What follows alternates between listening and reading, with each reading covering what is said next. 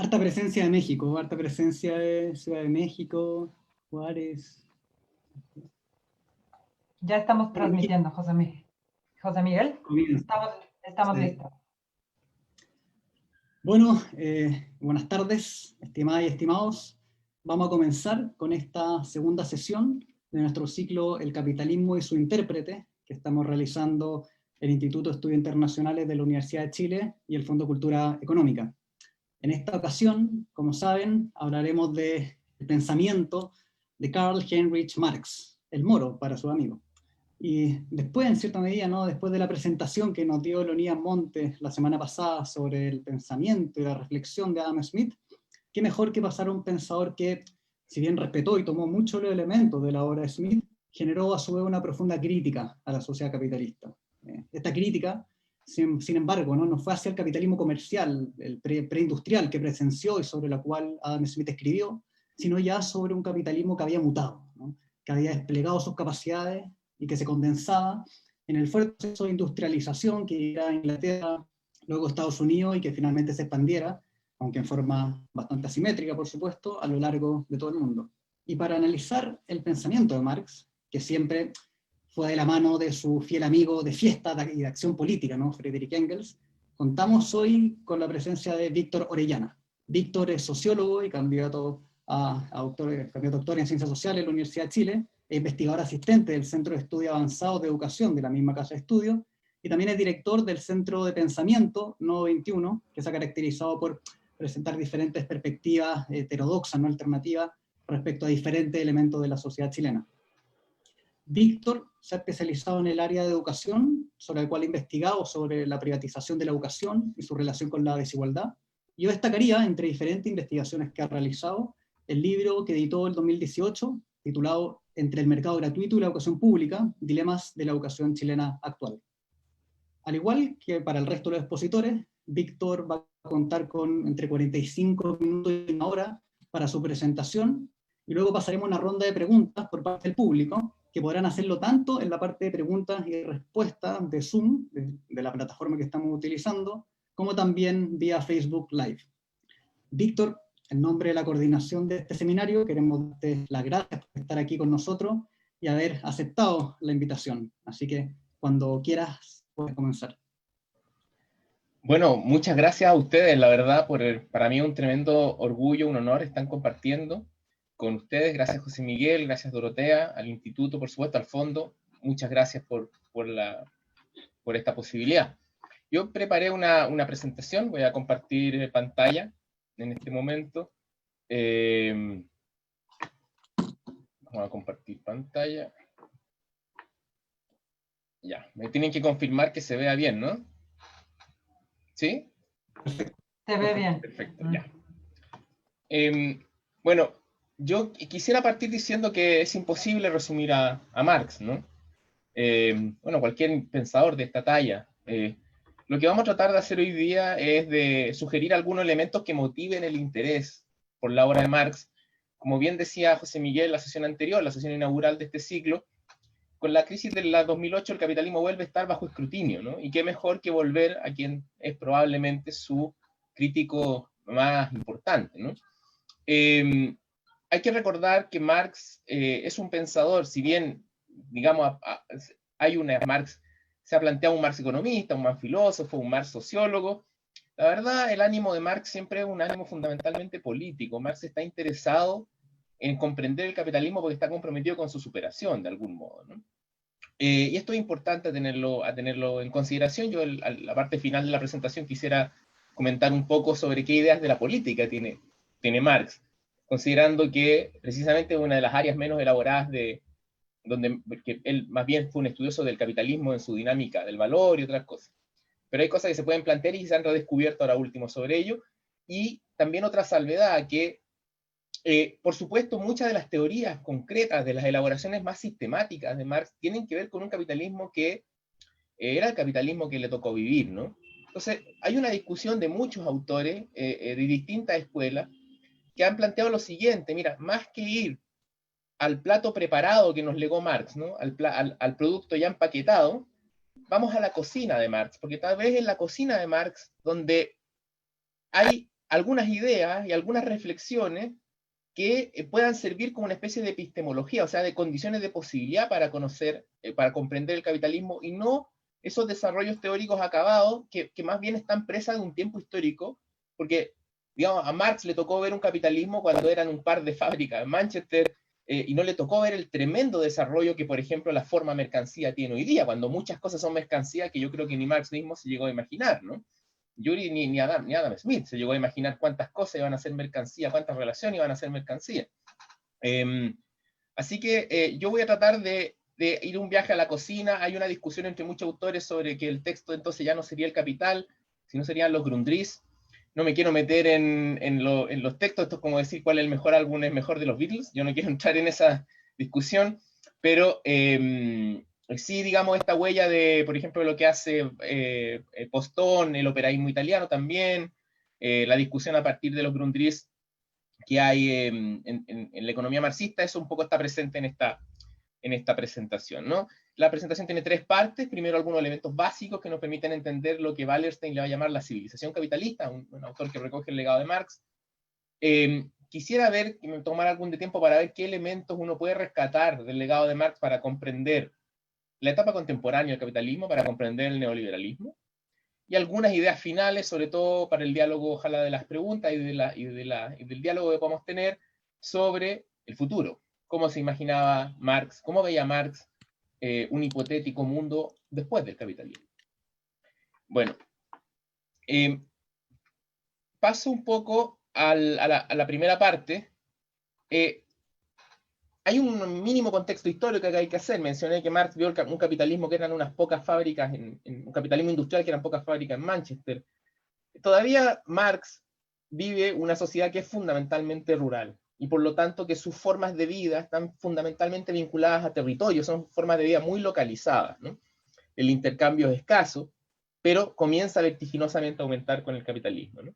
Marx es un hijo de la Ilustración, por lo tanto a Marx le interesa, ¿no? Y se conmueve y se asombra de la capacidad que tiene el capitalismo para hacer de la humanidad una fuerza cada vez más conectada, cada vez más cosmopolita, por lo tanto cada vez más universal, ¿no? Y menos local. El gran problema de Marx es que observa, y él con la Ilustración también, ¿no? Tiene esta idea de que en la medida que la humanidad se vuelve cada vez más universal, se vuelve cada vez más interconectada, también más productiva, adquiere la posibilidad de superar lo que se va a entender como el problema de la necesidad. Es decir, la vida ya no va a ser simplemente el problema de la sobrevivencia, ¿no? Sino que va a alcanzar la posibilidad de construir la vida como ejercicio de libertad. Esto es un eco-hegeliano, esto por supuesto atraviesa todo el pensamiento de la época. También hay una idea kantiana, no es que yo no quiero hacer una interpretación kantiana de Marx, pero kantiana ¿en qué sentido? De que aparece la posibilidad de una autodeterminación de la humanidad en la medida de que es capaz de superar la necesidad, o sea que la vida ya no es simplemente seguir respirando, la vida ya no es estar sometido a la naturaleza, sino ser amos de nuestro propio destino, por decirlo de alguna manera. Y yo creo que Kant reconoce eso como la posibilidad de expansión de la política, en el sentido de que la política es la esfera de la sociedad, digamos, que construye un futuro que no está escrito. Cuando el futuro es parte de la necesidad histórica, de la necesidad biológica, digamos, va a decir, esto también lo va a decir Anar en una corriente del liberalismo, el futuro es la vida es una eterna repetición. Una eterna repetición. En cambio, acá aparece la incertidumbre de un futuro que no está escrito, y por lo tanto yo tengo la impresión de que Marx comulga con esa idea de que acá se sientan las bases de una libertad, ¿no? El capitalismo sienta las bases para esa emancipación en la medida de que genera un excedente en la producción que puede llegar a emanciparnos del trabajo necesario, esto es, puede llegar a emanciparnos de la necesidad de tener que destinar la vida a la sobrevivencia, al trabajo, como lo va a entender Marx, ¿no? al trabajo necesario. Acá yo voy a introducir un concepto que es bien interesante, que de hecho ha aparecido recientemente en la discusión ecológica, me refiero a las últimas décadas, que es el concepto de metabolismo social, que parece perdido por ahí, también en los Grundrisse y en otras partes de la obra de Marx, en el sentido de que, ¿cómo entiende Marx esta libertad? Que mientras la humanidad vive en la necesidad, de algún modo lo que ocurre es que vivimos encadenados a los ritmos que nos establece el territorio inmediato. Voy a poner un ejemplo, si uno vive en la costa está obligado a vivir de pescado, ¿no? porque de alguna manera la humanidad es parte de ese ciclo vital, ¿no? El ciclo vital de ese espacio concreto. Y por lo tanto tiene que destinar el tiempo de vida a pescar, para decirlo bien simple, ¿no? En la medida de que el capitalismo conecta a la humanidad y va desarrollando fuerzas productivas nuevas, ya la humanidad se relaciona como totalidad con la naturaleza, no de manera aislada. Y ahí aparece un concepto muy interesante que es ruptura metabólica, es decir, ya la humanidad, y mucho de eso por eso no es casualidad que se recupere en la discusión de los ecologistas, del ecologismo, ¿no? Aparece la idea de ruptura metabólica, entonces la humanidad ya no vive, si vivo en la costa, no tengo necesidad de vivir del pescado, ¿no? Que puedo tener una dieta basada en papas fritas y Coca-Cola viviendo en la costa perfectamente. Entonces, se produce una especie de universalización de la capacidad de producción y eso genera una ruptura metabólica, ¿no? Marx no ve esto porque muchos críticos del capitalismo van a ser negativos en este sentido, ¿no? Que esto rompe las formas de vida tradicionales vinculadas al territorio, digamos, la ética que subyace, por ejemplo, al tema de la pesca, o a la agricultura, o a otro. Marx, por el contrario, está totalmente comprometido con las nuevas fuerzas productivas, ve ahí libertad. Pero va a plantear, no es el capitalismo el momento de realización de esa libertad, porque efectivamente, y esto lo vimos en la sesión anterior, que lo planteó a mí, en mi opinión, de manera bastante acertada Leonidas Montes, ¿no? Que efectivamente, en la medida de que el capitalismo produce esta universalización de las fuerzas productivas, conecta el mundo, aumenta el comercio, aparece por primera vez una esfera también donde el individuo ya no está vinculado a un clan o a un territorio y aparece como un individuo libre, ¿no? Y se genera una esfera del intercambio, una esfera del individuo libre, y esa esfera que va a ser planteada, por ejemplo, como sociedad civil, hay toda una discusión si es que la sociedad civil es o no el mercado, yo no quiero entrar en ello, pero hay distintas interpretaciones, pero va a aparecer una esfera de libertades, donde el sujeto, ya las desigualdades tradicionales, vinculados, por ejemplo, al trabajo en la tierra, ¿no? El señor, el siervo, van a ser trastocadas y van a aparecer como libertad. La crítica fundamental de Marx es que esa esfera de libertad, si bien supone un tremendo avance progresivo respecto de otras experiencias históricas, porque el futuro aparece como un futuro incierto y por lo tanto a ser construido por la humanidad, la manera en que el capitalismo estructura esa construcción sigue siendo una forma alienada, por lo tanto el capitalismo sigue siendo un orden de esclavitud finalmente, un orden de restricción de libertad. Entonces, surge por un lado una esfera de igualdad formal, conquistamos derechos civiles, conquistamos derechos políticos, conquistamos distintas libertades, pero por otro lado, en términos materiales, sigue creciendo la desigualdad y hay nuevos conflictos. Entonces se genera un quiebre entre esta aparente sociedad civil, donde somos libres, y de todas maneras una realidad que produce tremendas contradicciones, nuevos conflictos. Se asombra Marx de la capacidad del capitalismo de producir al unísono riqueza y miseria, ¿no? Que es un problema que sigue estando presente hasta el día de hoy. O sea, hoy día la humanidad es tremendamente poderosa en términos de sus fuerzas productivas y al mismo tiempo produce riquezas como nunca antes en su historia, produce también nuevas miserias. Este carácter contradictorio llama la atención de Marx y ahí, por lo tanto, Marx se va a proyectar como el gran crítico de la economía política, en el sentido de que la economía política de Smith, por ejemplo, y de otros autores que siguen su legado, va a ser la autoobservación, digamos, fundamental del capitalismo y Marx lo que va a tratar de hacer es descentrar, reconstruir, deconstruir ese sistema de categorías de tal manera de acceder a construir una explicación racional de estas tensiones y estas desigualdades. Por lo tanto, para Marx el capitalismo no es el fin de la historia, ya la discusión del fin de la historia, esto no lo inventó Fukuyama, ya había estado dando vuelta a esto en otros momentos. Marx va a plantear que el capitalismo es un orden todavía alienado, ¿no? ¿Qué significa que el capitalismo sea un orden todavía alienado, ¿no? Y esto es muy importante. Que primero el capitalismo abre la política. ¿En qué sentido abre la política? Que abre la incertidumbre. La vida ya no se rige simplemente por los ritmos de la naturaleza. Antes del capitalismo esto siempre es relativo, digamos, pero antes, por ejemplo, una crisis natural significaba riqueza o miseria, ¿no? Con el capitalismo son otros procesos de índole social los que van a significar la diferencia entre la riqueza y la pobreza, tal que la diferencia entre la riqueza de las naciones y la pobreza de las naciones deviene una pregunta, por ejemplo, que es la que tiene que responder, la que trata de responder Smith, ¿no? Efectivamente hay una apertura de la política, y esto es importante, esto lo toman... otro rasgo del capitalismo es que por primera vez emerge como este mundo interconectado, no más universal, no es un mundo que aparezca con un comando político central, que esto también lo ha planteado Wallerstein. El capitalismo no deriva en un imperio mundo, dice él, deriva en un sistema mundo.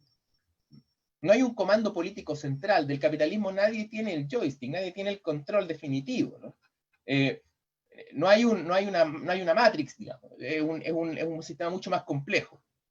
Entonces, ¿por qué el capitalismo es un orden alienado? Porque aquello que permite, dice Marx, ese es el estudio, y yo diría, esta es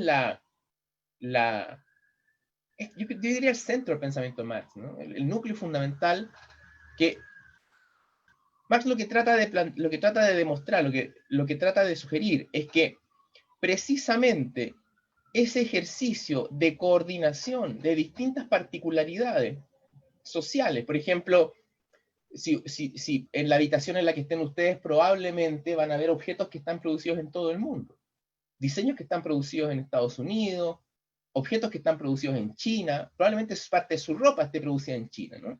Entonces, la manera que tiene el capitalismo de articular relaciones sociales en puntos geográficamente tan distantes como son Estados Unidos, China, lo que estamos experimentando en este momento, el modo en que eso ocurre de un modo alienado, es decir, ocurre de espaldas de los sujetos. Y ocurre bajo una lógica que es la dinámica del valor, que logra sintetizar distintas esferas sociales, logra construir una comunalidad humana, y esto asombra más, le parece muy progresivo, pero es una comunalidad humana que le aparece a la humanidad como algo externo, ¿no? Como algo que le cae desde encima, como una fuerza externa. Por eso es que Marx siempre se aferra al problema de la alienación, ¿no? Que aparece como una fuerza, como un mundo alienado, ¿no?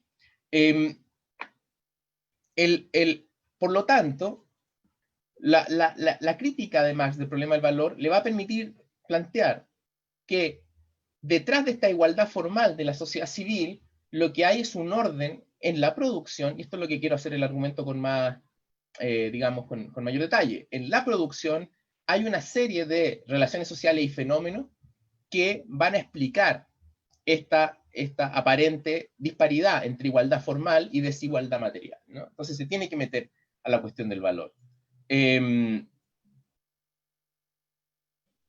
Yo quisiera acá porque hay mucha discusión en Marx sobre el problema del valor.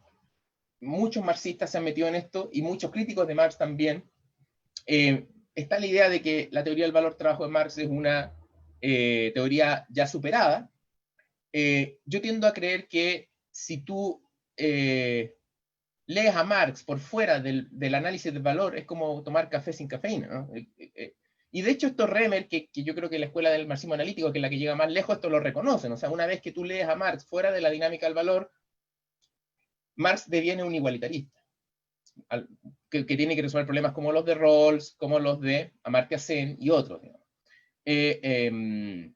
Entonces, yo primero quisiera describir la dinámica del valor para que podamos entender un poco a qué se refiere Marx en su momento, y después de ver algunas cosas que me parecen relevantes para la situación contemporánea. Primero, Marx parte explicando el problema de la dinámica del valor a partir de la forma más simple que dice, pero donde se contiene la totalidad de las relaciones del capitalismo, que es en la mercancía. Primero, la mercancía no es una cosa. Estamos acostumbrados a entender que las mercancías son cosas, ¿no? Voy a plantear que la mercancía en realidad es una relación social. Es decir, la relación entre producción y consumo, por poner ese ejemplo, ¿no? Después Marx y Grundrisse se va a discutir qué tan estáticas son esas categorías. En la producción se consume trabajo, en el consumo se produce la vida, ¿no? Pueden ser intercambiables, pero en la relación que estamos todos acostumbrados a identificar, en la relación entre producción y consumo, Marx va a decir, en realidad la mercancía es una relación social, objetivada, que se objetiva en una cosa que aparece como un valor de uso, ¿no? Yo acá quiero poner este esquema, no sé si se ve bien. traté de sintetizar un esquema muy sencillo, pero espero que se vea el cursor de mi mouse. Primero quiero decir que acá está la relación, está el productor, que es en este caso el obrero con el casco blanco, y la mesa en realidad es un objeto que media una relación social entre el productor y el que está consumiendo, el que está usando la mesa. Más siempre, yo quiero plantear esto porque que no se nos olvide, ¿no? Que no se nos olvide este punto. Entonces, lo que va a decir Marx es que en el capitalismo las relaciones sociales aparecen como relaciones mercantiles, es decir, como producción que luego se objetiva en una mercancía que aparece ante mí como un valor de uso que yo uso como utilidad, en este caso, la mesa. Y la mercancía tiene una condición dual. Por un lado es un valor de uso. ¿Qué quiere decir Marx con un valor de uso? Es un objeto que brinda una utilidad y que yo uso para algo. Esto puede ser cualquier cosa. En el Capital Marx dice, satisface las necesidades del estómago o del alma. ¿Mm? O sea, una mercancía puede ser cualquier cosa, ¿no? Por un lado es un objeto que brinda utilidad y ahí aparece como cualidad, y por otro lado es una cantidad de precio, es un dinero. ¿Mm? Una mercancía es un objeto que cuesta determinada cantidad de dinero. Y cuando vemos la mercancía desde el lado del dinero, la mercancía ya no aparece como cualidad, sino que aparece como cantidad, ¿no? Como una cantidad de una sustancia común, en este caso, el dinero. De hecho, von Mises, en las antípodas de Marx, por supuesto, defiende mucho esta idea del capital como una potencia de cálculo y por lo tanto de equiparación de las distintas actividades y objetos producidos por la especie humana, ¿no? Marx, por supuesto, se asienta en la teoría del valor trabajo que ya viene de antes en la economía política, pero la profundiza mucho más. Esta dualidad de la mercancía entre un objeto que me brinda utilidad y el valor, el precio, Marx va a decir que en realidad es la dualidad, el encuentro entre un objeto y la naturaleza, porque al final la mesa, ¿qué es la mesa? La mesa es de madera. La mesa es un pedazo de madera. Lo que pasa es que es un pedazo de madera que está humanizado, por decirlo de algún modo, ¿no? Está organizado por el trabajo. Está organizado por el trabajo. Entonces, lo que va a plantear más cuando se intercambian las mercancías en el trabajo, en el mercado, cuando se intercambia la mercancía en el mercado, en realidad yo estoy intercambiando distintas concreciones de trabajo humano. Y lo que hace el valor, finalmente, es que el valor, de algún modo, se abstrae de los distintos trabajos concretos y aparece ante los sujetos, cuando yo voy al mercado, como una propiedad de la mercancía. A esto le llama el fetichismo de la mercancía. Yo voy acá a pasar a otro esquema, después me devuelvo, pero lo que interesa más es esto. Yo voy a ir al mercado para comprar cualquier cosa. Y si yo quiero comprar esa misma mesa,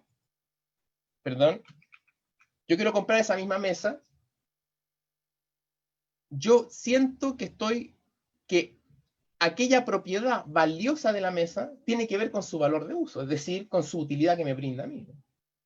Después de estudiar un montón el capitalismo, de estudiar variaciones de precio y demás,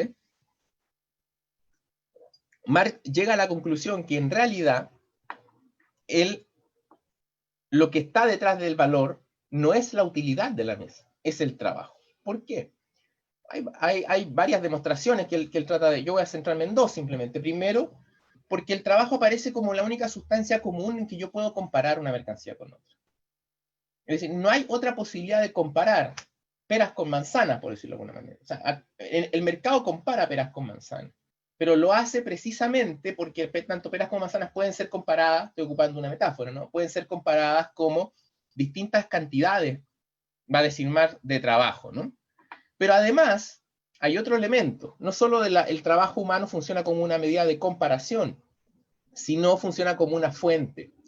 Porque el trabajo humano tiene una particularidad, ¿no? Como valor de uso. Ahora, el trabajo como valor de uso. Yo me pongo del lado del capitalista. Cuando yo contrato a un trabajador, yo, digamos, le pago por su fuerza de trabajo, ¿no? En cuanto a valor de uso. La fuerza de trabajo del trabajador tiene una cualidad que produce más valor del equivalente al necesario para reproducir su vida. O sea, es el trabajo el que produce y el que agrega el valor. En el fondo lo que quiere decir Marx con esto es que lo que aparece como propiedades de las mercancías, es decir, el valor, en realidad está en que el capitalismo todavía es una sociedad basada en el trabajo. Esto es muy importante porque, de algún modo, la única elemento de comparación y de valorización que tiene el capitalismo es el trabajo humano. Y por eso el capitalismo sigue siendo una sociedad basada en el trabajo, va a decir Marx, a partir de esto Marx trata de demostrar, basado en la explotación, porque el único sujeto capaz de producir valor es el trabajo humano. Entonces, la medida, esto es lo que más se conoce, yo no quiero profundizar acá, voy a profundizar en otras cosas, pero en la medida de que el proletariado es carente de propiedad sobre los medios de producción, es en la valorización del capital, es decir, en la esfera de la producción, donde se generan los conflictos que luego, en la expresión, digamos, en la sociedad civil, van a aparecer como desigualdades y como conflictos, ¿no? Yo acá hice este pequeño esquema de las particularidades, porque Marx ocupa la palabra del valor como trabajo social abstracto. Lo que está tratando de decir allí es que las distintas particularidades, es decir, ahí sale el bombero, ¿no? Bueno, el bombero no le pagan necesariamente, pero salen distintos trabajos, ¿no? El profesor, podríamos decir, el albañil, el zapatero.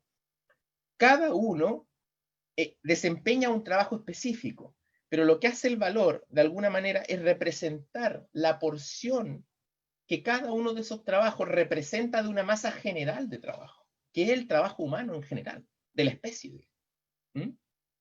Y por eso, ese proceso de abstracción de los trabajos específicos a esta masa de trabajo social abstracto, es ese ejercicio en que las particularidades se transforman en una totalidad, y esa totalidad aparece ante nosotros oculta como propiedades de mercancía. Allí quiere decir Marx que la sociedad capitalista es una sociedad todavía alienada, porque entonces la direccionalidad que toma el capitalismo como totalidad, o sea, la dirección que va adquiriendo como totalidad, no aparece como resultado de un comando deliberado, sino que aparece como suma de los distintos choques que las esferas particulares dan por sí mismas. Los distintos choques. Esto Marx hace el argumento fino, yo no lo voy a repetir acá, digamos, que tiene que ver con el valor como centro gravitatorio de la estructuración de precios. Hay una serie de demostraciones ahí. Pero lo que yo quisiera limitarme a plantear acá es que él, en base al problema de la dinámica del valor, las particularidades quedan subsumidas en esta idea de trabajo social abstracto.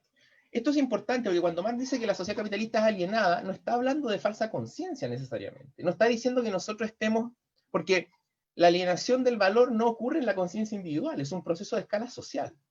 Por eso va a decir Marx que el valor es una abstracción real. Yo no puedo hacer una crítica al valor como ideología. El valor no es una ideología. Es una abstracción real. Es un proceso que es parte del metabolismo social. Lo que pasa es que es un metabolismo social cuya síntesis de particularidad y totalidad, es decir, de trabajo concreto y trabajo social, esa ecuación entre trabajo concreto y trabajo social se da a espaldas del sujeto. Se da por detrás de nuestra conciencia y aparece como un condicionamiento fáctico. Por eso, de algún modo, Adam Smith tiene que recurrir a la idea de la mano invisible, ¿no? Porque, bueno, se ha discutido mucho sobre la metáfora de la mano invisible, algo de eso mencionó Leonidas Montes, pero en el sentido de que en el capitalismo hay una suerte de funcionamiento automático.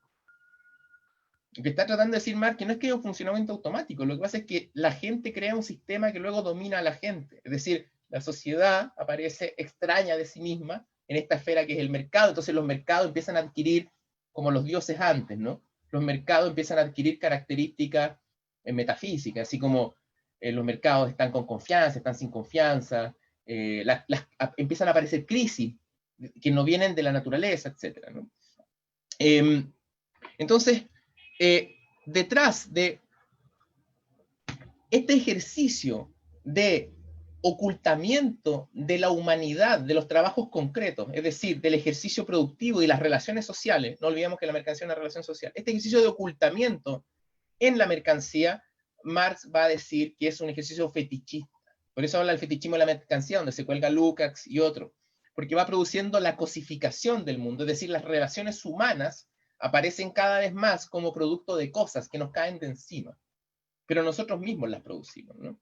Ahora, ¿cuáles son las consecuencias de la dinámica del valor? Yo hice una explicación muy reducida, esto es muy complejo, tiene un alto nivel de abstracción, hay muchos argumentos finos, yo estoy haciendo una síntesis muy apretada porque me interesa rescatar algunas consecuencias de la dinámica del valor. Porque de la dinámica del valor, Marx desprende el problema de la plusvalía, es decir, de la capacidad del trabajo humano de agregar valor, y por lo tanto trata de demostrar la explotación. Esto es lo más conocido, y por lo tanto dentro de la forma valor, por decirlo de alguna manera, hay un choque de captura por el plusvalor entre la renta, el salario y la ganancia. En la medida de que la ganancia se lleva parte de lo que produce el trabajo, hay una relación de explotación. Ahora, yo no quiero desconocer eso, vamos a discutir sobre eso, pero yo quiero centrarme en otras dinámicas del valor que en mi opinión tienen un mayor grado de generalidad en lo que Wallerstein le llama la civilización capitalista, y que son mucho más relevantes para comprender el curso que toma el desarrollo capitalista. Yo voy a tomar simplemente dos consecuencias de la dinámica del valor.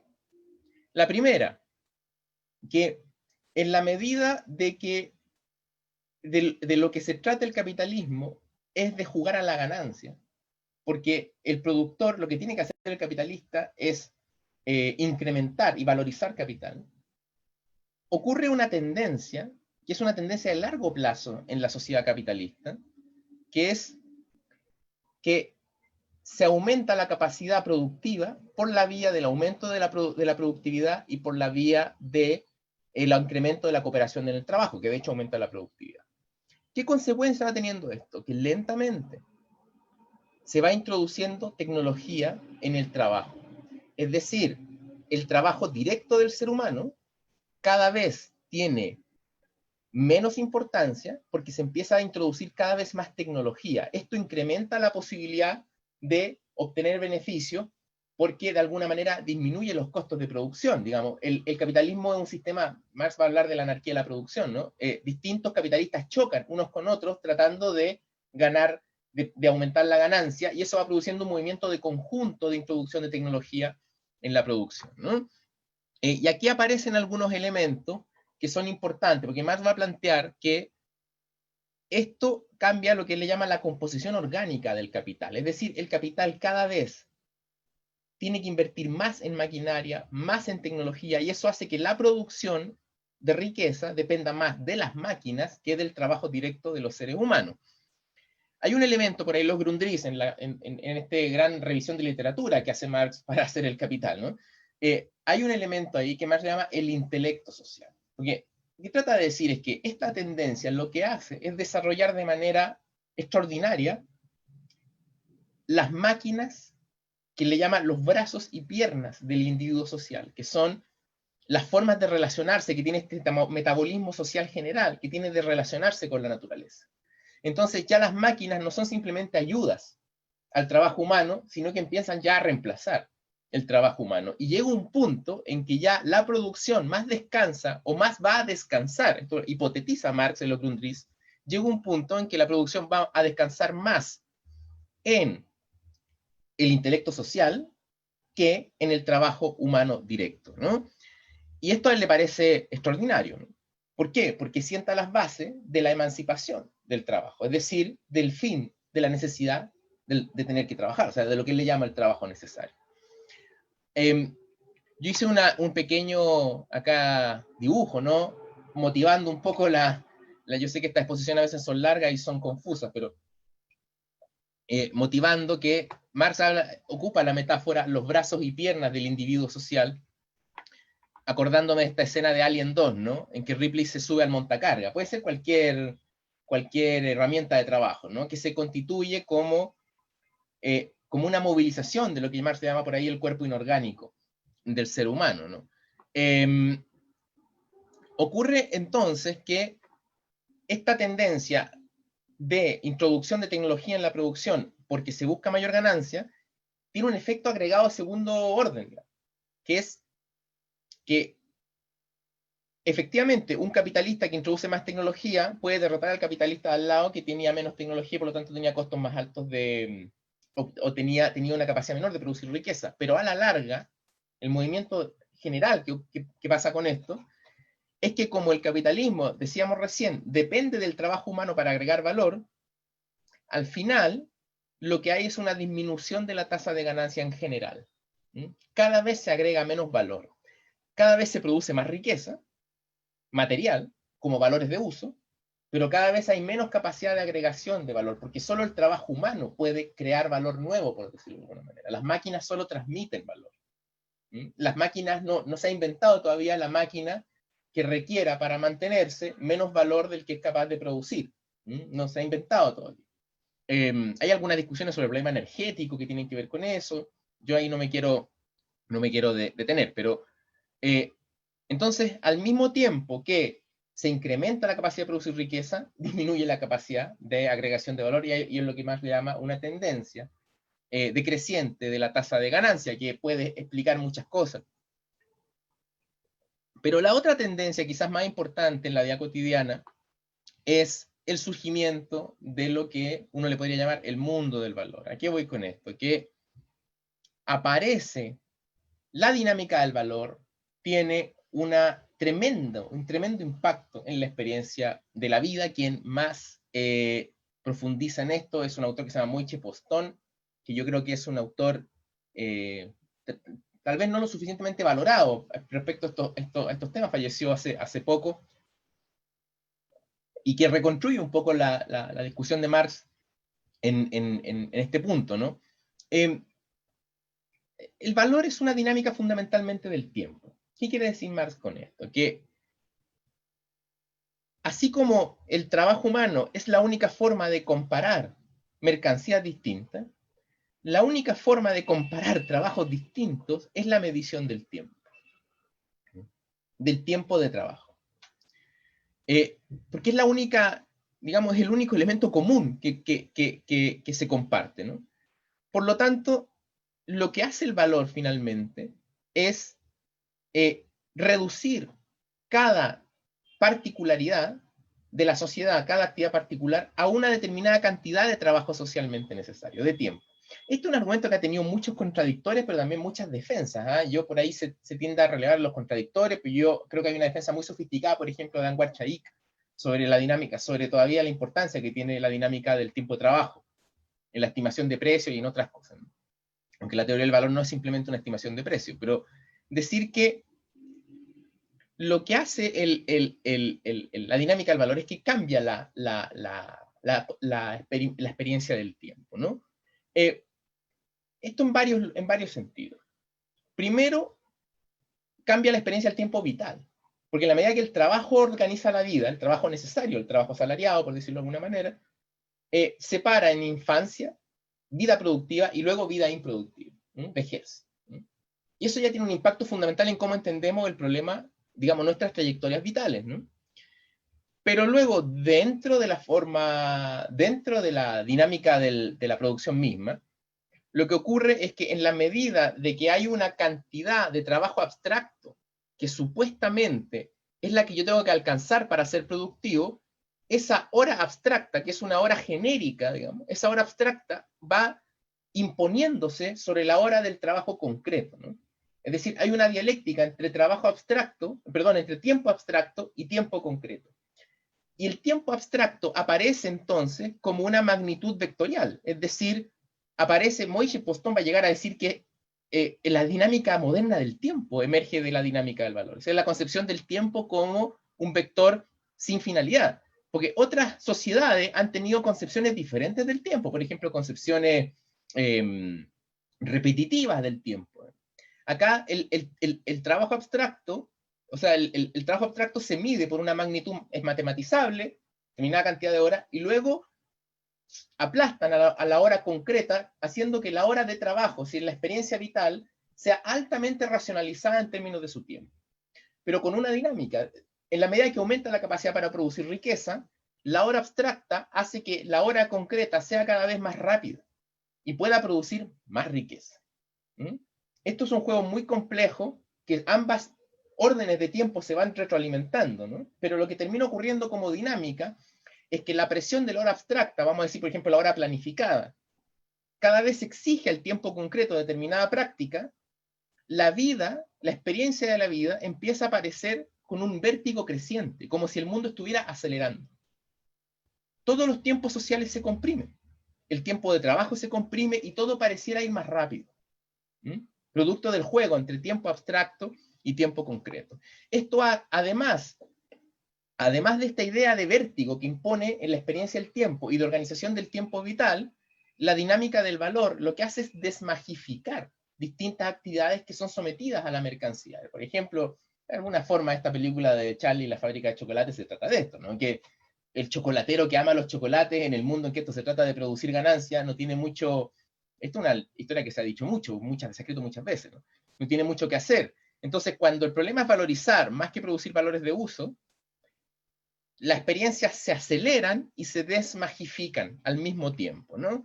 De ahí que entonces el mundo aparezca, si uno toma, voy a poner dos películas ahí como sugerencia de metáfora, ¿no?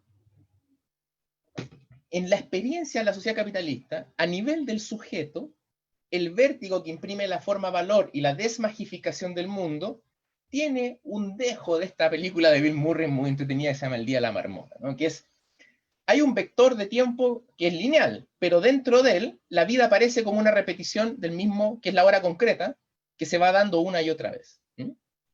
Una y otra vez, una y otra vez, una y otra vez. Y entonces esa repetición de la hora concreta en base a una, pues, es como tu cárcel y no puedes salir de ahí. Yo creo que esa metáfora, esa película del Día de la Marmota, en el fondo es una metáfora de la cárcel que hay en la vida contemporánea sobre la repetición de una y otra cosa, lo mismo, una y otra vez lo mismo, ¿no? Hasta que llega un punto en que el protagonista tiene que torcer esa dinámica, ¿no? Pero se trata de salir.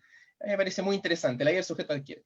Y por otro lado, a nivel social, el hecho de que el valor articula a espaldas del sujeto la totalidad de la relación específica, es decir, vincule parcialidad y totalidad de manera alienada, la totalidad de la sociedad capitalista aparece como algo a espaldas de nosotros. Entonces a mí me gusta mucho lo que hace el protagonista de esta película de de Nolan, ¿no? Sí, es de Nolan. Que básicamente, para poder construir su vida, lo que tiene que hacer el sujeto en la medida de que no recuerda, es decir, no se puede construir como sujeto, no es capaz de ver las parcialidades de su vida como una totalidad, que es lo que nos pasa a nosotros al recordar la experiencia, ¿no? En la medida que no puede ver la totalidad de experiencias como las experiencias específicas como una totalidad, tiene que tatuársela. Entonces, toma el comando de su vida, pero de una manera alienada. Eso es lo que ocurre a nivel social, un poco, eso es lo que pasa, yo diría, la imagen que estoy tratando de plantear de lo que ocurre con el capitalismo a nivel general. Es un sistema alienado, el cual logramos conducirlo políticamente, pero como el domador doma a la bestia, digamos, con un látigo, por decirlo de alguna manera, ¿no? De hecho, eso va a mal, con coacción. Entonces, estas dos lógicas, ¿no?, de alienación a nivel societal y de experiencia de la vida, se desprenden de la dinámica del valor y van configurando lo que, en mi opinión, es lo que Marx trata de decir con la crisis política del capitalismo. ¿Cuál es la crisis política?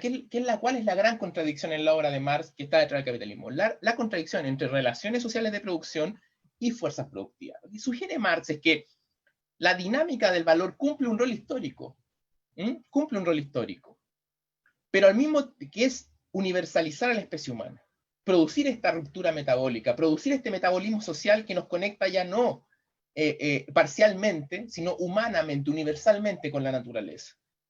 Pero lo hace de manera alienada. Y en la medida de que se desarrolla la dinámica del valor, sienta las bases para superar la dependencia del trabajo necesario. Es decir, la forma valor en un determinado momento se vuelve anacrónica. En la medida de que ya la capacidad de creación de la riqueza no descansa en el trabajo directo, sino que descansa en los brazos y piernas del intelecto social. voy a cometer acá un sacrilegio, probablemente muchos marxistas que estén conectados ahora se van a reír, pero yo creo que, por ejemplo, Gene Roddenberry, que era el que imagina Viaje a la Estrella, de alguna manera está imaginando algo con un perfume, con un aroma a Marx. ¿En qué sentido? Que en Viaje a la Estrella, en Star Trek, no existe el trabajo. ¿Por qué? Porque el intelecto social es capaz de crear la riqueza. Entonces la vida aparece como una vida de autoconstrucción y superación. La vida aparece como libertad. Es muy interesante, por ahí hay una película en que un viajero en el tiempo del pasado le pregunta a esta persona del futuro, ¿no? Le dice, ¿cuánto te pagan? Y él se ríe y dice, ¿pero por qué nos van a pagar? Nosotros trabajamos para mejorarnos nosotros, trabajamos en lo que nos gusta. La vida no es para acumular riqueza. De hecho, le dice esta frase, ¿no? Ya hace mucho tiempo que el principal objetivo de la vida no es la acumulación de riqueza. ¿Mm? Entonces, la forma de valor tiene un rol histórico, por eso es que Marx no quiere volver al valor de uso, no quiere volver a la localidad, a la particularidad. ¿Mm? Pero al mismo tiempo que la dinámica del valor tiene una función histórica, se vuelve obsoleta. ¿Mm? Dentro de esa contradicción entre fuerzas productivas, que sería el desarrollo del intelecto social, las capacidades humanas como especie, después voy a hablar un poco del individuo social, si me queda algún, porque ya vamos a aproximándonos al final.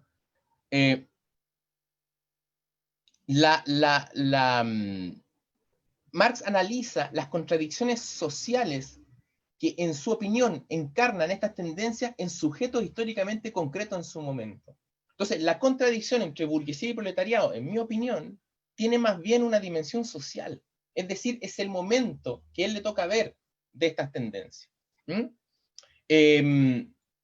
Por ejemplo, el proletariado aparece como una situación nueva para él. Pero en realidad, el proletariado, si uno lo ve en el largo plazo, ¿no? Y un poco a esto va Wallerstein, esto también van otros autores, en el largo plazo, es un proceso mucho más complejo de construcción de una fuerza social productiva moderna, ¿no? Voy a ocupar mis últimos minutos antes de completar la hora haciendo algunos apuntes de cómo estas ideas podrían ayudarnos a entender la actualidad, ¿no? Yo diría que ¿cómo podemos definir el neoliberalismo? ¿Qué específico tiene la etapa neoliberal? La etapa neoliberal es una radical expansión de la forma mercancía a lo que se le denomina en general la reproducción social. Por supuesto, el neoliberalismo es otras cosas, yo me estoy centrando en un punto, ¿no? que me parece fundamental. Esta expansión radical de la forma mercancía supone que las relaciones sociales de la reproducción social, voy a poner un ejemplo, la entre el maestro y el estudiante, ¿no? Aparecen entonces ya como relaciones mercantiles. Entonces, las mismas formas de alienación de las relaciones mercantiles de la producción de la mesa se introducen, por decirlo de alguna manera, en los espacios de las relaciones sociales, ¿no? de la reproducción social. Todo lo que aparecía como sociedad civil, lo que Polanyi llamaba el lugar donde se incrustan las relaciones económicas, ¿no? Todo ese terreno de la moral, de la educación, de la salud, de la intimidad, de la familia, todo eso aparece como un nuevo terreno para el capital en la medida que la forma mercancía logra penetrar allá adentro, arrinconando y redefiniendo todas esas esferas sociales, ¿no? La novedad que a mí me parece, tomaría yo como elemento ahí, es que en la medida de que me pasé ahí, en la medida de que una relación social, digamos, como la educación, por ejemplo, pueda ser transformada en mercancía, lo que nos cuesta ver ahí, y lo que nos ayuda más, es que no es que la educación como objeto se torne mercancía, o sea, no es que la escuela se privatice solamente, ¿no? Es que el propio valor de uso de la humanidad deviene espacio de acumulación, deviene espacio para poder ser mercantilizado. ¿Qué quiero decir con esto? Que ya el valor de uso no es simplemente madera, no es simplemente mineral, no es simplemente plástico. El valor de uso puede ser la humanidad misma. Entonces se puede dar la situación de que una mercancía se objetive como abstracción, tanto en el valor de uso como en el valor de cambio.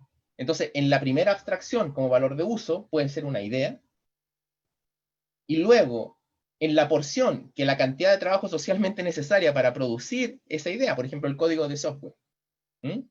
Esa porción de trabajo aparece entonces como la abstracción oculta, la abstracción real, pero oculta, va a decir más, como el valor. Entonces, puede ocurrir que la misma humanidad devenga valores de uso. Yo creo que un elemento que, por ejemplo, Shoshana Zuboff, no sé si la estoy pronunciando bien, lo plantea en la idea del capitalismo de la vigilancia, ¿no? O que han planteado muchos autores, en que, por ejemplo, lo que hace Google, lo que hace Facebook, tiene que ver mucho con esto. Yo he utilizado un término ahí, porque es lo que yo más he investigado, que es la privatización de la educación, ¿no? La mercantilización de la educación.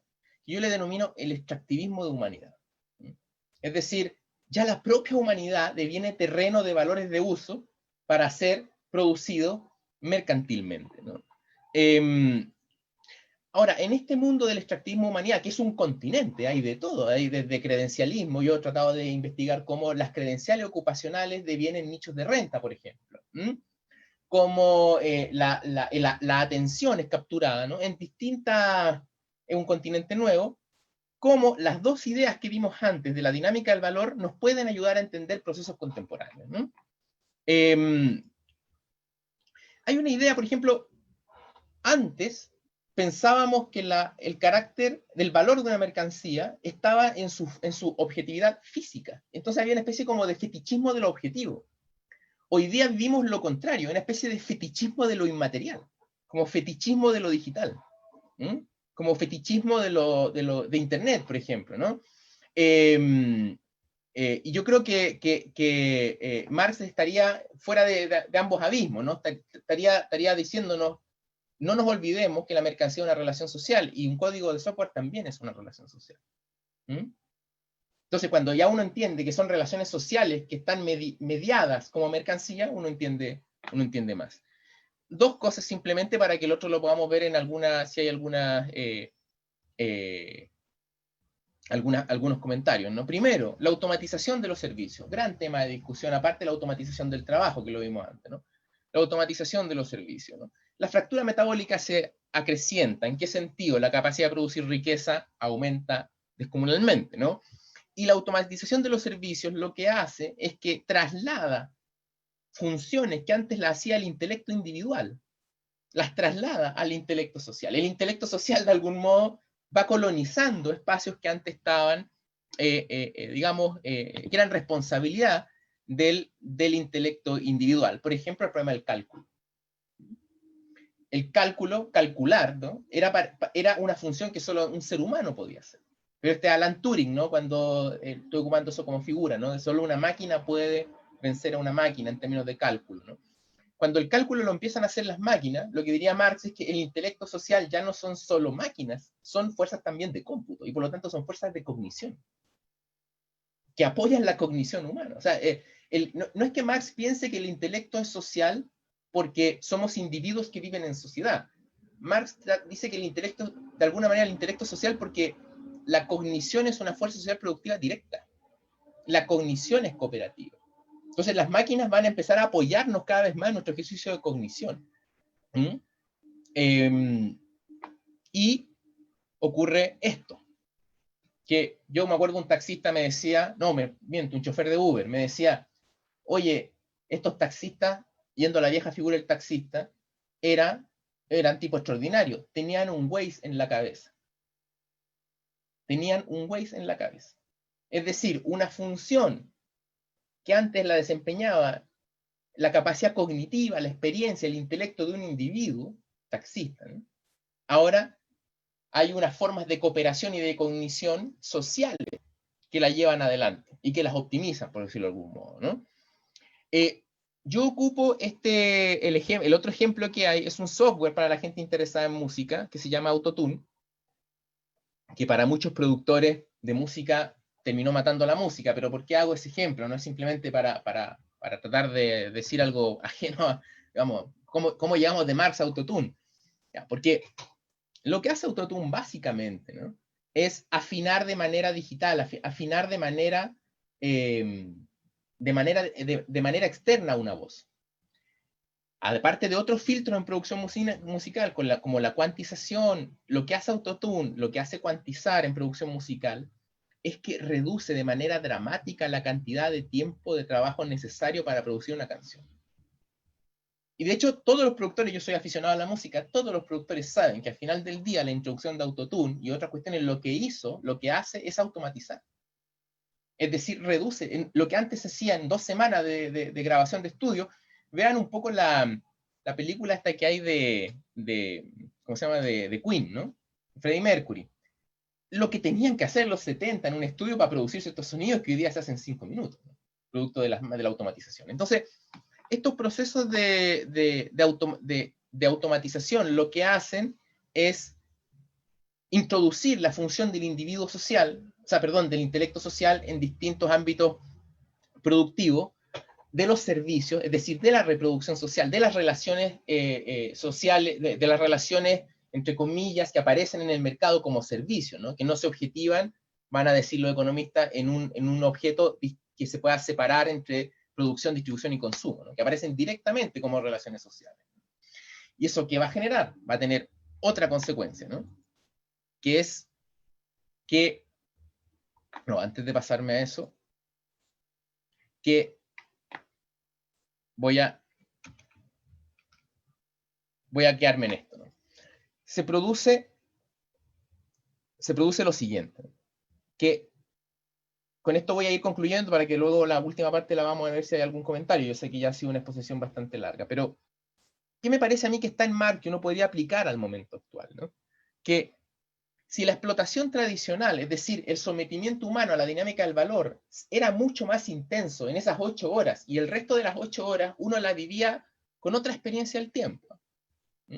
El tiempo familiar, el tiempo de descanso, por ejemplo, es un tiempo que no está tan racionalizado, que no está todo el rato oponiendo hora abstracta y hora concreta, que se vive de otra manera. La experiencia de vida parecía quebrada entre una especie de experiencia íntima, experiencia familiar, experiencia social, donde el tiempo es otro, y una experiencia en el ámbito laboral o público, donde hay este vértigo que aparece una y otra vez, ¿no? Pero lo que ocurre en la etapa neoliberal es que al ingresar la forma valor a la reproducción social, ya el sometimiento de la humanidad a la forma valor ya no es solo como mercancía, fuerza de trabajo, también es como materia prima. Yo creo que este documental que hay de Netflix sobre las relaciones sociales, al final lo que plantea es esto, ¿no? Que nosotros somos ordeñados por el capitalismo de la vigilancia. Pero cuando somos ordeñados por el capitalismo de la vigilancia, no es que cuando nosotros estemos viendo Instagram o Facebook, o cuando estemos estudiando en la educación que se entiende como producción de ganancia, ¿no? En la educación mercantil, no es que nosotros estemos haciendo trabajo asalariado. Experimentamos el mismo vértigo de hora concreta y hora abstracta, pero desde el lado de la materia prima. Y por eso, a ese tipo de explotación, cuando uno ocupa la palabra explotación, tiende a imaginarse la explotación del trabajo, del trabajo asalariado. Pero en realidad el término explotación, cuando lo acuña Marx, no lo acuña Marx, pero cuando se plantea en esa época, tiene que ver, por ejemplo, cuando uno dice voy a explotar esta tierra. Es más general, es más amplio. Entonces, la explotación ahora, yo creo que David Harvey, cuando habla de la acumulación por desposesión y de la tremenda importancia que tiene la acumulación por desposesión en esta etapa neoliberal, tiene que ver con la introducción de nuevos valores de uso a la forma valor. Muchos de ellos ingresan gratis, o sea, no te pagan regalía, no te pagan royalty, ¿no? Muchos de ellos ingresan gratis, algunos, y ahí se establecen otras lógicas, en que entonces el tiempo de vida aparece en la forma valor, tanto como materia prima, como fuerza de trabajo. Al mismo tiempo, la jornada laboral se extiende en la medida de que yo dependo más del trabajo para obtener servicios que están cada vez más mercantilizados, de lo que se deriva una tremenda extensión sobre el tiempo de vida de la dinámica del valor. Eso hace que incluso toda esta idea de la compresión del tiempo se vaya aplicando cada vez más lugares. Entonces, la vida entera ya aparece casi dentro del valor. De alguna manera, Marx hipotetiza con esto, con el término subsunción, subsunción real en el capital, y no solo subsunción formal, ¿no? Ya toda la vida social, todo el metabolismo social se da dentro del capital, de algún modo, ¿no? Y eso hace que la sociedad se vuelva más alienada, no menos.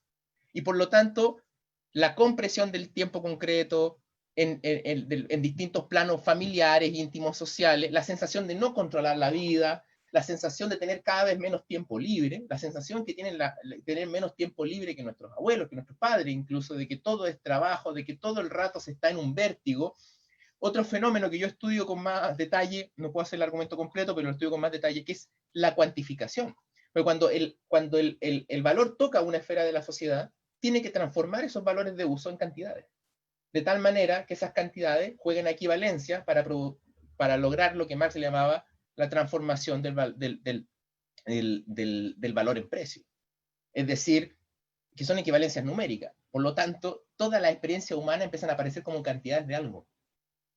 Por ejemplo, la amistad aparece como cantidades de likes, cantidades de seguidores, que luego se juegan para producir precios a cierta cantidad de cuentas, para luego vender ciertos servicios, etcétera, etcétera, etcétera. Eso está explicado un poco en esos documentales y en la literatura que hay.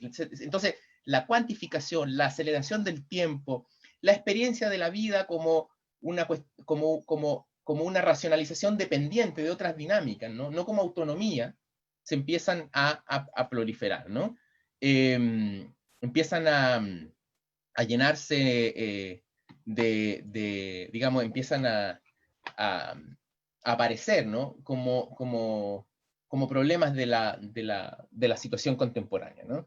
Entonces nos llenamos de indicadores, aparece esta idea de que toda la experiencia humana es para rendir, incluso cuando uno es materia prima tiene que rendir porque tiene que incrementar esa cuantificación, ¿no? Ahí Wing-Chun Han, yo no soy tan conservador como él, pero aparece esta idea de la sociedad del rendimiento, etcétera, etcétera, etcétera, ¿no? Entonces, en síntesis, estas dos ideas, ¿no? de las consecuencias de la dinámica del valor, de algún modo, en mi opinión, dan algunos elementos para comprender lo que ocurre en el neoliberalismo contemporáneo. Mira, hay una tercera parte que probablemente no voy a alcanzar a profundizar, me gustaría dejarlo hasta acá para ver si hay algún diálogo y ahí ver si puedo instalar algunas otras cuestiones, que era de la tercera parte de la exposición, que es el futuro posible, ¿no? El futuro posible, por eso entre paréntesis, no necesario, que había pensado Marx. Muchas gracias, Víctor. Tenemos muchas preguntas, Víctor, y yo lo que voy a intentar hacer será más bien articular diferentes preguntas en base a los temas que tienen en común. En todo caso, hay por lo menos un par de preguntas que yo creo que van en la línea de la problemática medioambiental en Marx. Hay una que plantea cuál es la opinión, ¿no?, de Marx frente a la explotación de la naturaleza como mecanismo de acumulación de capital en el siglo XXI, algo tocaste en relación a David Harvey. También, a partir de eso, también cuál es el lugar del colonialismo y el extractivismo en el mundo capitalista. Y también se articula habían un par de preguntas respecto a si pudiera aclarar un poquito más la idea de ruptura metabólica al cual hiciste. Entonces partemos con esas tres y después continuamos con otras. Mira, engarzan mucho con algún elemento que yo tenía para sugerir esta idea del anacronismo de la forma-valor, ¿no? Cuando Marx habla de ruptura metabólica, dice, ok, la humanidad ya no depende, por decirlo de alguna manera, no depende de los equilibrios ecológicos dados. No depende de los equilibrios ecológicos dados. Empieza a construir una ruptura con esa dinámica metabólica de la naturaleza, por decirlo de alguna manera. Pero ojo, esto es muy importante porque Marx no cree que nosotros seamos algo distinto de la naturaleza. Nuestra artificialidad es parte de la naturaleza. Nosotros somos parte de la naturaleza. O sea, el proceso histórico del ser humano está inmerso dentro del proceso histórico de la naturaleza en general, ¿no? Marx no tiene esa separación. Es una discusión, por ejemplo, que retoman el operaísmo italiano, digamos, que hacen una lectura spinoziana precisamente de este punto en Marx, ¿no? Entonces, ¿pero qué voy? Que incrementa tanto la fuerza productiva de la humanidad que ya el metabolismo social ya no puede ser inconsciente, o sea, ya no puede quedar librado a los equilibrios previos, sino que debe encontrar su propio equilibrio. Pero como el capitalismo es un orden alienado, no puede encontrar su propio equilibrio, porque es un problema que no lo ve. Porque el capitalismo no se sienta a reflexionar sobre él como totalidad, porque es una totalidad alienada. Entonces, el metabolismo social es como un mono con navaja, ¿no? O sea, es una... Entonces, a lo que está sugiriendo Marx que podría haber un metabolismo consciente. Y esto yo creo que, por ejemplo, cuando el movimiento de la agricultura ecológica plantea que el suelo es un sujeto, está diciendo eso. Tiene que haber una forma de metabolismo consciente con la naturaleza. en el sentido de que el ser humano también es parte de la naturaleza. Es un ser vivo, digamos. Ahora, yo lo que quisiera decir aparte, eso, primero, aparte, la obsolescencia de la forma valor empieza a aparecer como distintas contradicciones contemporáneas, ¿no? Que aparecen como distintas, y yo creo que lo que brinda Marx es la posibilidad de dar una lectura de conjunto.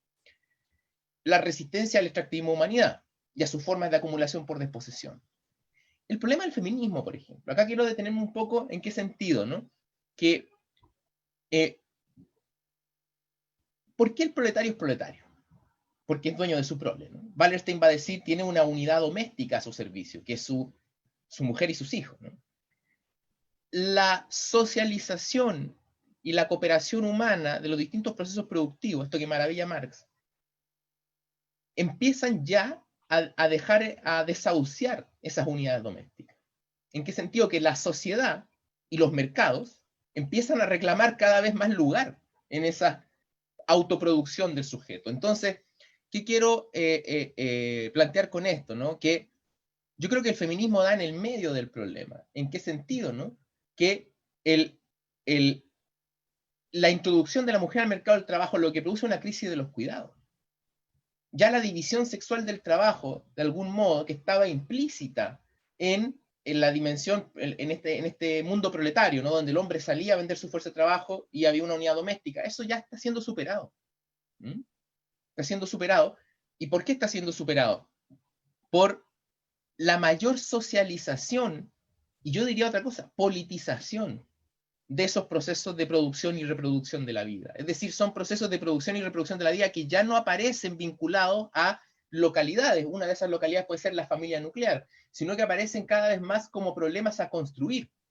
Por ejemplo, el problema de la maternidad o de la paternidad. Ya no es una necesidad, es una decisión. Mi mamá piensa que una mujer que no tiene hijos no es mujer. Era necesario tener hijos. Hoy día aparece como una decisión.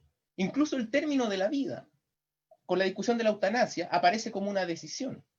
Entonces, distintos elementos de la eutanasia y aborto es la misma discusión. Es que la vida aparece como una deliberación humana y no simplemente como una necesidad. Y por otro lado, hay también conflictos culturales en que este individuo que en esto quisiera un poco cargarme, ¿no? Que ya hay tal alto grado de socialización, de la reproducción social, incluso el mercado mismo acelera la socialización de la reproducción social, que ya emerge lo que Marx lanza como esta idea del individuo social. Porque el proletario se construye en la intimidad, en el hogar, y luego él vende su fuerza de trabajo, pero el capital no produce esa fuerza de trabajo. La toma ya construida por el Estado, construida por la familia.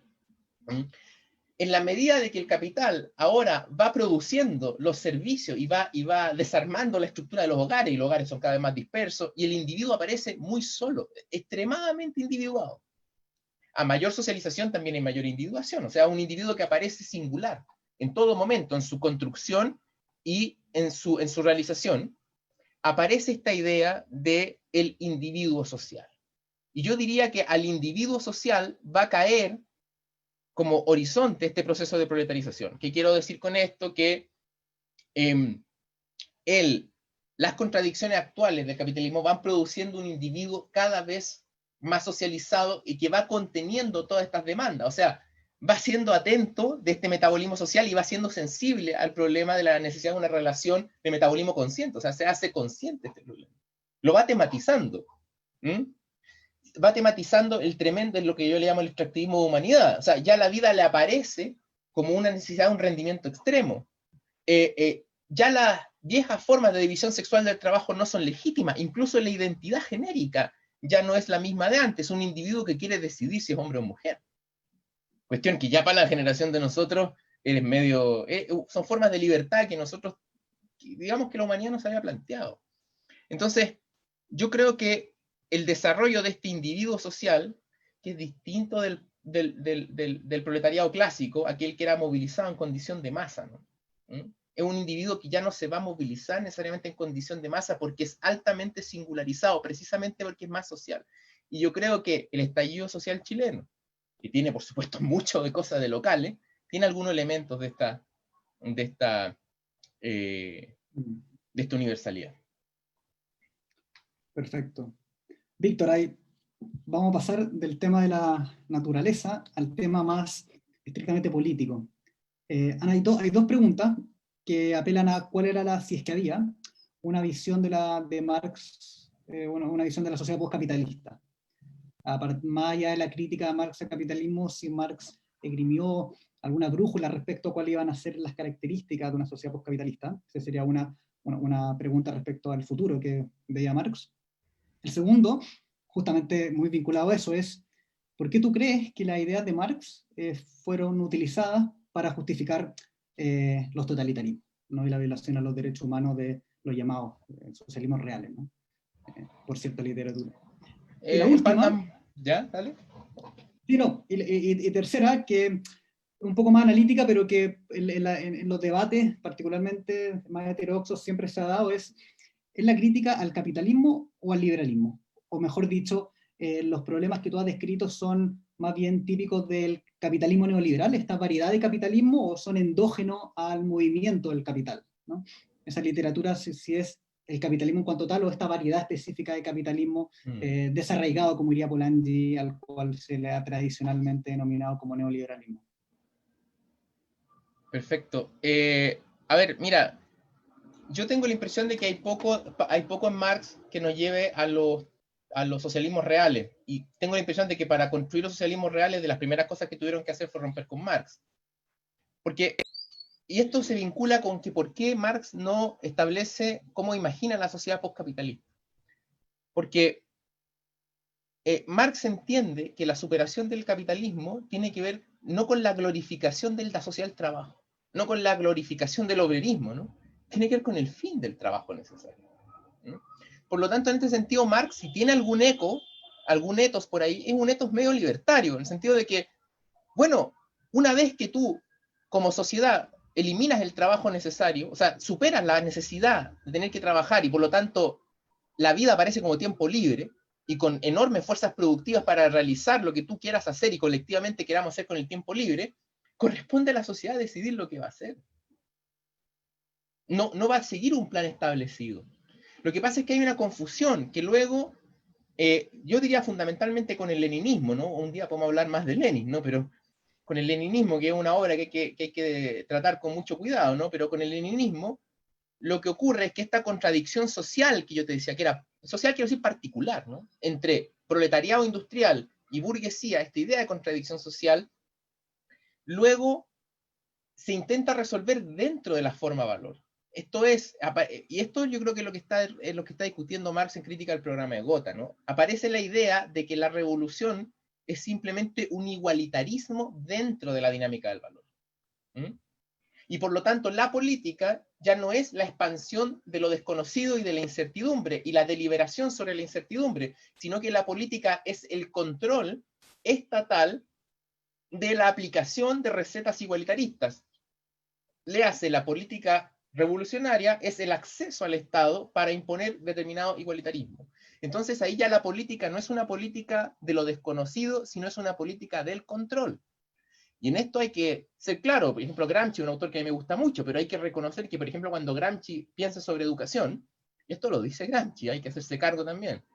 Gramsci, cuando está diciendo cuál sería el programa educacional que a él le gustaría, dice, hay que hacer que la filosofía de la praxis, esto lo dice Gramsci mismo, la filosofía de la praxis, pueda ser comparable con el poder de la Iglesia Católica, en la capacidad de producción de conciencia. O sea, el tremendo nivel de control social.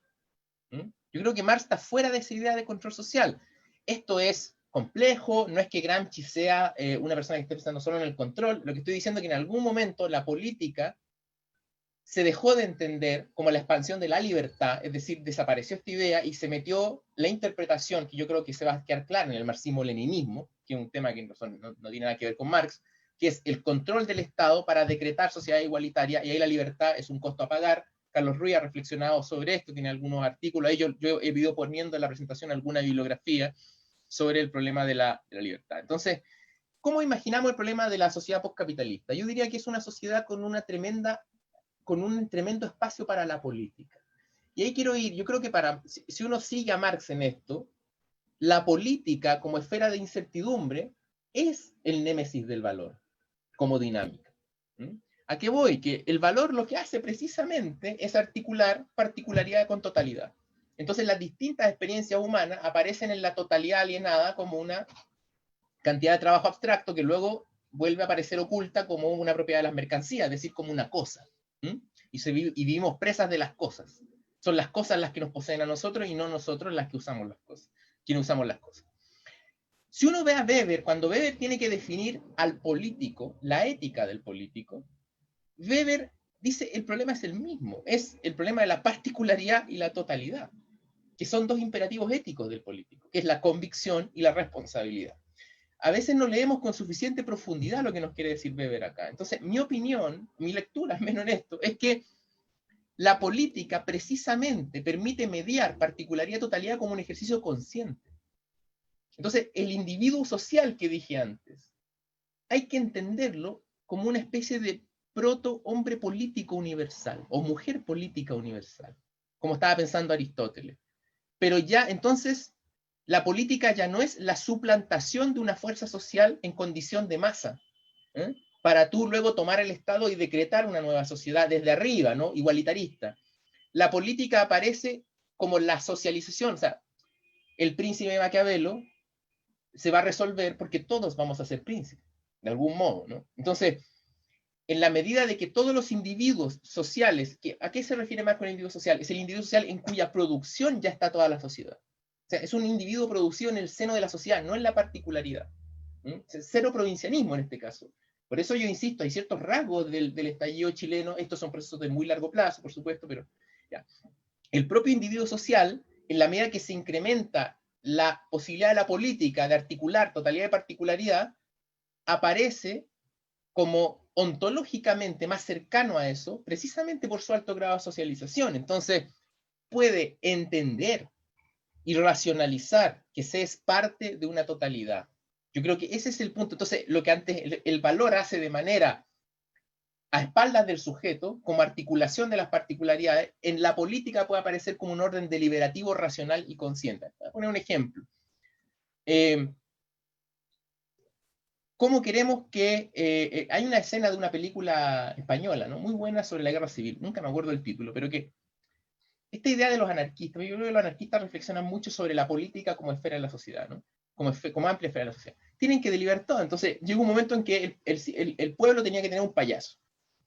Entonces, el problema del payaso del pueblo no era un problema económico, no era que compitieran una oferta con otro y por lo tanto este voto con los pies. No, había una asamblea y por lo tanto habían argumentos. No, mira, yo creo que Juanito tiene que ser el payaso del pueblo porque es gracioso. No, yo creo que este otro.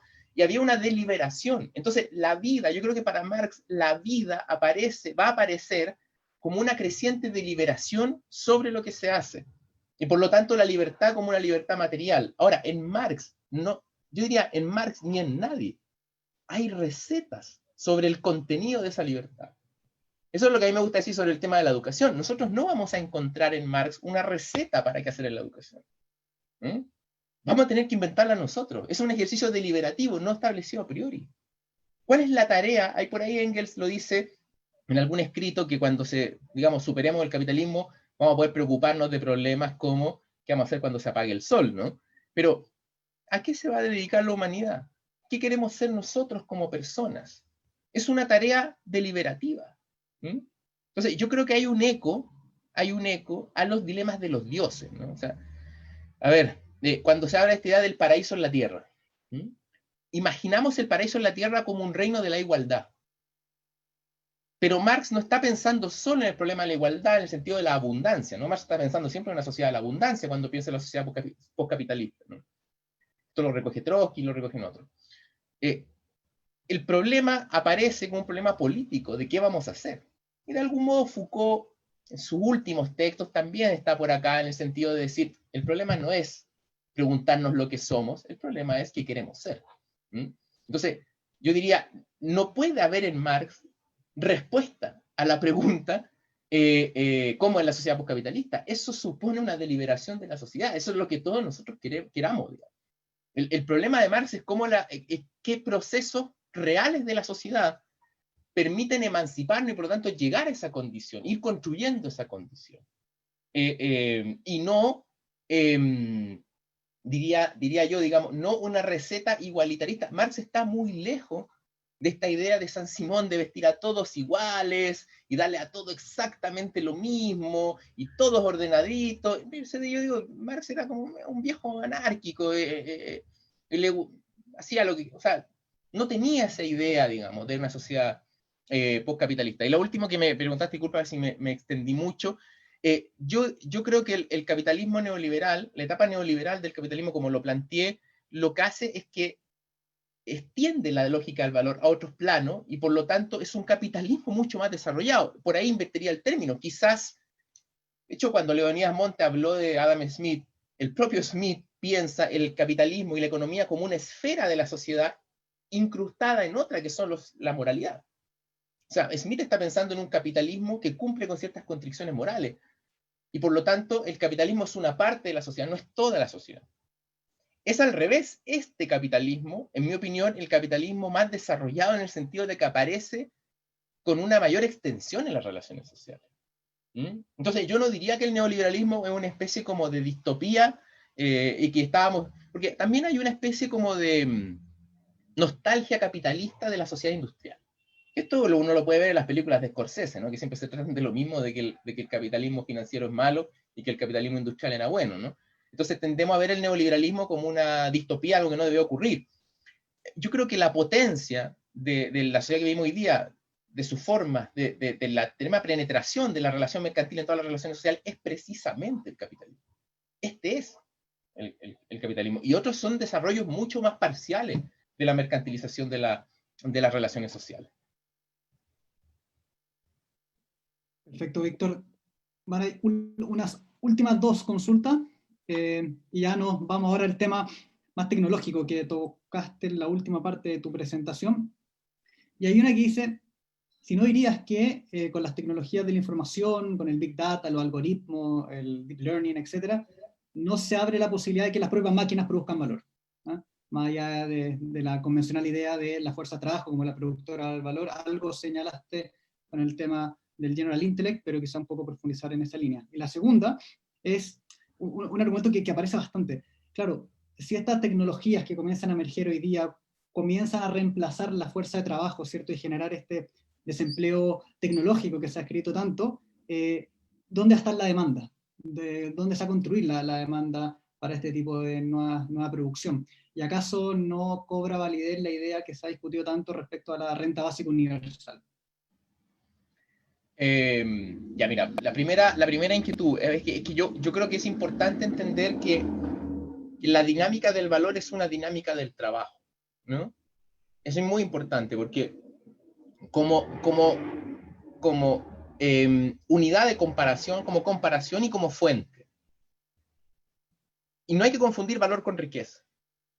El valor solo existe en el capitalismo. Ojo, pero esto es muy importante, porque el valor de alguna manera como relación social va colonizando cosas que habían antes. Trabajo asalariado había antes, dinero había antes, pero el valor como relación social es nuevo del capitalismo y por tanto produce un mundo nuevo, una estructura del tiempo nueva, que es lo que traté de sugerir acá. Entonces, yo creo que el 99,9% de las veces cuando se plantean esas cosas, en realidad lo que se busca es establecer si es que puede haber algún tipo de cómputo y de unidad de cómputo para la producción de riqueza a partir de otras bases energéticas, otras bases. Y de hecho eso existen hoy, digamos, pero no genera la dinámica del valor como relación social. Entonces yo creo que es como una contradicción, ya estaríamos hablando, porque el intelecto social. A ver, y ahí con esto voy a una discusión muy, muy interesante, que es la discusión del cálculo económico en el socialismo, ¿no? Que es von Hayek, después intervienen otros, Paul Schwartz y otros. No me quiero meter en un tema, a mí me apasiona, ¿no? Pero no me quiero meter en eso, pero una de las refutaciones que hay a el socialismo está anclado en la capacidad de cómputo de la sociedad. Entonces, ahora con la computación cuántica y las capacidades de cómputo en intelecto social, las capacidades de cómputo son brutales hoy día. Sí, el punto es que lo que hace el valor es que subsume las totalidades en una unidad y luego presenta esa unidad como una cuestión abstracta. Entonces, lo que yo estoy sugiriendo es un paso anterior. Esa subsunción, o sea, ese procesamiento de las particularidades en una unidad, eso es un ejercicio político. Eso es lo que estoy tratando de decir. Puede devenir en un ejercicio deliberativo. Entonces el cálculo aparece apoyando este ejercicio deliberativo. Mira, tengo acá un párrafo. Yo creo que en esto estaba pensando Marx. Lo que pasa es que Marx fue reinterpretado, digamos. De otro modo, quiero leer un párrafo muy corto, José Miguel, si tengo la posibilidad, que es un párrafo que escribe la oposición obrera, que ha tenido mucho revuelo hoy día por el feminismo, Alejandra Kollontai. Alejandra Kollontai era parte de un grupo que trataba de defender el papel de los obreros como deliberantes en la producción, de riqueza, y se rebelaba contra la tecnocracia y la introducción de esta idea de cálculo que subsume todas las parcialidades en un ejercicio de totalidad. Yo estoy de acuerdo con el cálculo, creo que las capacidades del cálculo son enormes, son enormes, pero el ejercicio deliberativo de qué se hace o no se hace es un ejercicio político antes que de optimización. Entonces, de algún modo, los problemas son las premisas de la discusión del cálculo económico del socialismo. Te leo un poco lo que dice el manifiesto de la oposición obrera, que es una visión del marxismo enterrada por la historia, ¿no? Dice, la esencia de la burocracia, esto está discutiendo contra Lenin y contra Trotsky, la esencia de la burocracia y su mal no consisten solo en la lentitud, sino en que todos los problemas se resuelven no por el intercambio de opiniones, ni por la acción directa e inmediata de las personas interesadas, sino por una vía formal, por decisiones desde arriba, por un individuo o un colegiado reducido al extremo en ausencia completa o casi completa de las personas interesadas. La esencia de la burocracia es que una tercera persona decide nuestra suerte. O sea, ¿a qué voy? La idea, el valor, precisamente, es quien sintetiza la totalidad y luego es manejado por un burócrata o por la competencia de mercado. Entonces, en la medida de que la producción aparezca como deliberación, los procesos de cálculo y de tremendo cálculo, por ejemplo, los procesos de cálculo que aparecen como particularidades. No cálculo sobre una sustancia común en la medida de que ya no es el trabajo humano la base de la creación de la riqueza, sino la base del intelecto social, con sus fuentes energéticas, con sus distintos dilemas. ¿Cuál era la otra pregunta, José Miguel, que me fue un poco en esto? Respecto a si tú crees que el desarrollo de las tecnologías que suceden hoy día, ciertos algoritmos, lo que hemos conversado, abre la puerta para un desempleo tecnológico, como se ha escrito, y cuál sería, a partir de esa problemática, tu opinión respecto a agendas como la renta básica universal. Claro, a ver, es que la forma valor, yo puse la imagen por ahí en la presentación de que es como una estrella que agoniza, ¿no? Ustedes saben que cuando las estrellas mueren, crecen. Entonces, esto lo discute Rosa Luxemburgo, se mete también después, bueno, de donde parte Negri, pero la forma de valor siempre está creciendo. Siempre está queriendo conquistar más territorios, más continentes o más relaciones sociales. Entonces, una vez que la forma de valor va automatizando procesos productivos, entre comillas, porque la diferencia entre producción y reproducción es la dinámica del valor. Son actividades humanas nomás. Lo que pasa es que cuando unas producen valor aparecen como productivas y las otras aparecen como reproductivas, pero eso no es esencial, es contingente, o es histórica, digamos. Entonces, cuando el valor se mete en determinado lugar, lo que hace es que emplea trabajo y luego desecha trabajo. Y como hay trabajo excesivo, hay exceso de trabajo vivo, va a decir Marx, hay sujetos desempleados y luego la dinámica del valor, al ingresar a otra esfera, los vuelve a emplear.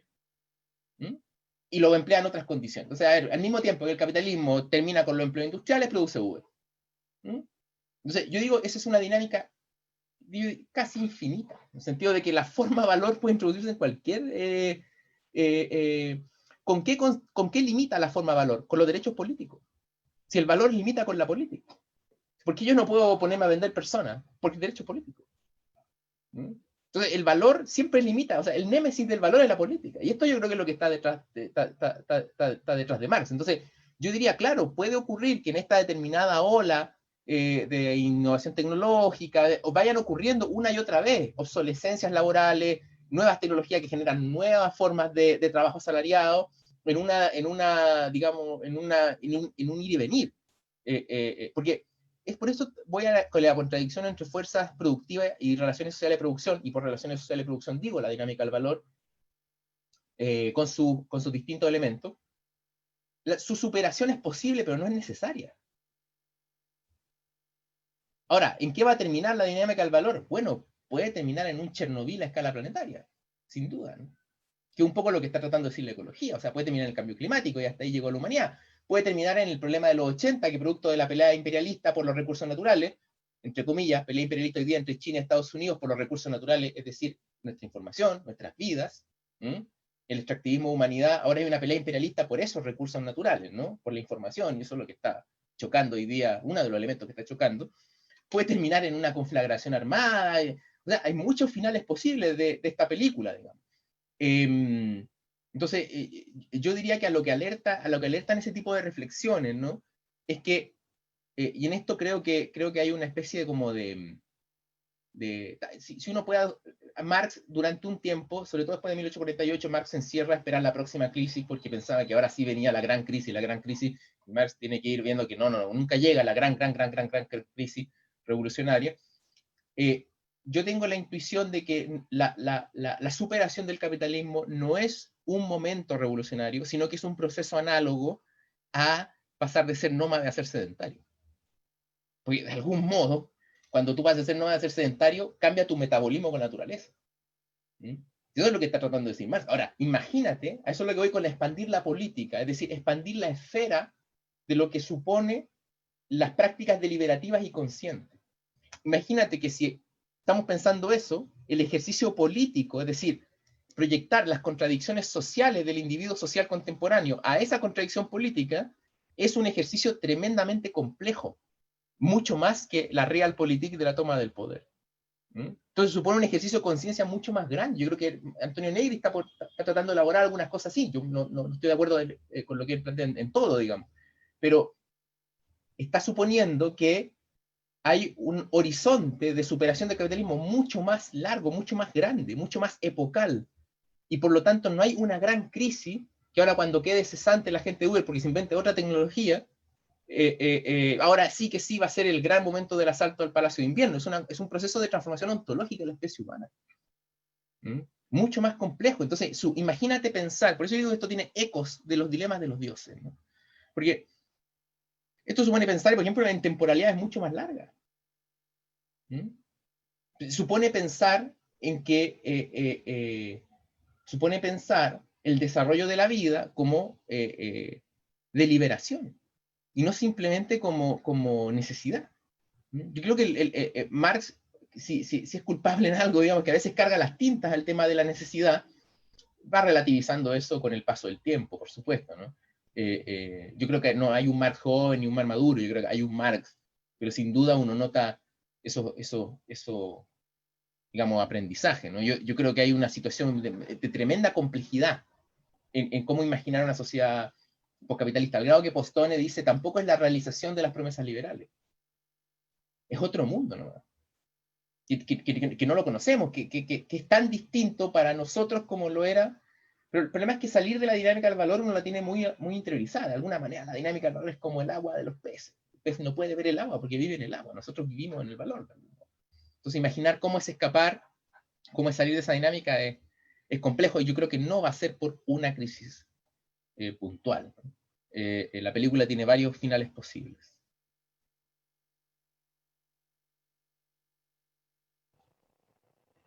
Víctor, queremos agradecerte mucho en nombre del director del fondo, que se disculpa, pero me dice que tu gran valor de haber explicado en una hora el Big Bang del conocimiento social, te lo valoramos profundamente todos.